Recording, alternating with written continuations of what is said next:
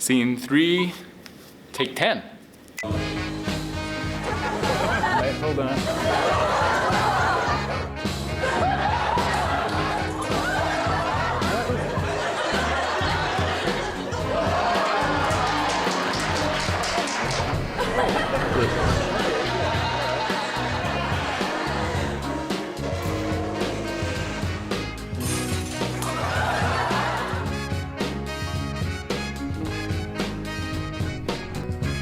Much better. My name is Matthew Weathers, and I'm the heart behind the screen. Well, it goes back to when I was teaching in Bardwell. They had a large auditorium that sat like 100 students there, but it was this older auditorium where they had a chalkboard and then a screen in front of it. But there's actually quite a gap between the chalkboard and the screen, and somehow I just thought, what would it be like if I just walked behind the screen sometime and just hid back there right in the middle of class. But that kind of morphed into this idea of, wait a minute, I could do that while playing a video of me walking into frame.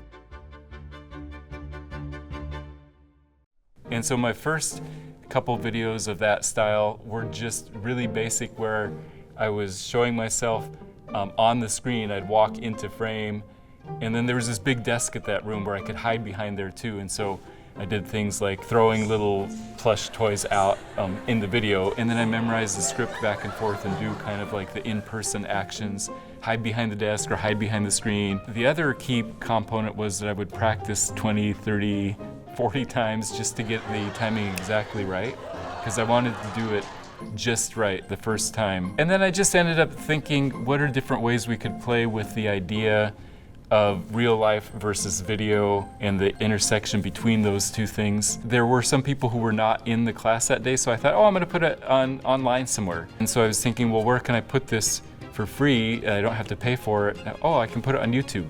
So I put it on YouTube and then sent the link to some students who weren't there. And then the next day, somebody from the PR office said, hey, did you know that your video got mentioned on this one blog? And 5,000 people have seen it. Within 2 weeks, I think it had gotten up to 500,000 views.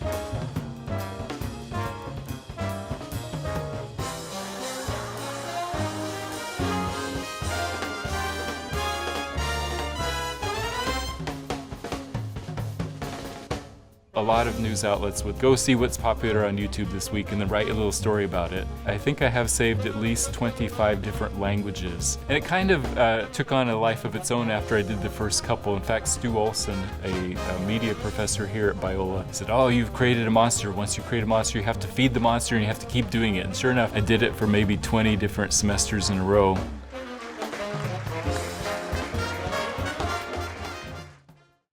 When people ask me, why do I do this? I think the basic answer is because it's fun. I like doing something interesting and unusual. I try to make my classes have something beyond just the raw subject of mathematics in it. I like to talk about logic and reason and theology and philosophy and mix all that type of stuff into my classes. And making these little prank videos was just a small part of doing that. If I can do something a little bit interesting in each of the classes or each of the class sessions, then I try to do that. One of the things that's been fun to do is to look through the comments sections, because there are typically thousands of comments on these videos.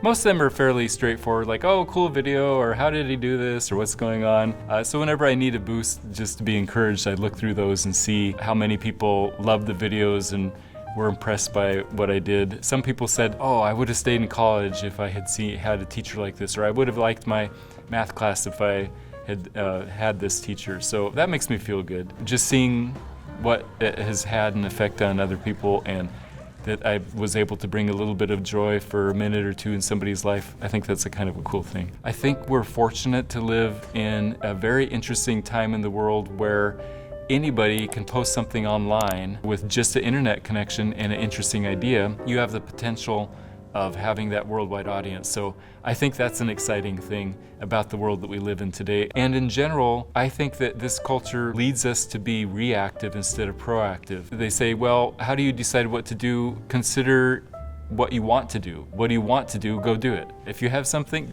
go try it. If you want to make some videos, if you want to make some music, or write some interesting blog posts, put stuff out there, keep trying, get better at the craft and see what happens. It doesn't hurt to like play around and see what you can do. Be creative when you can.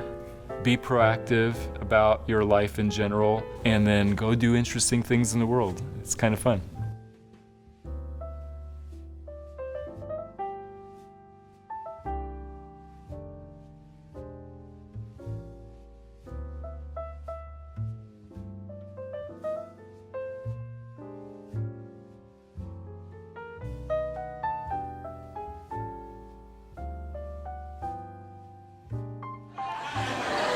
There we go.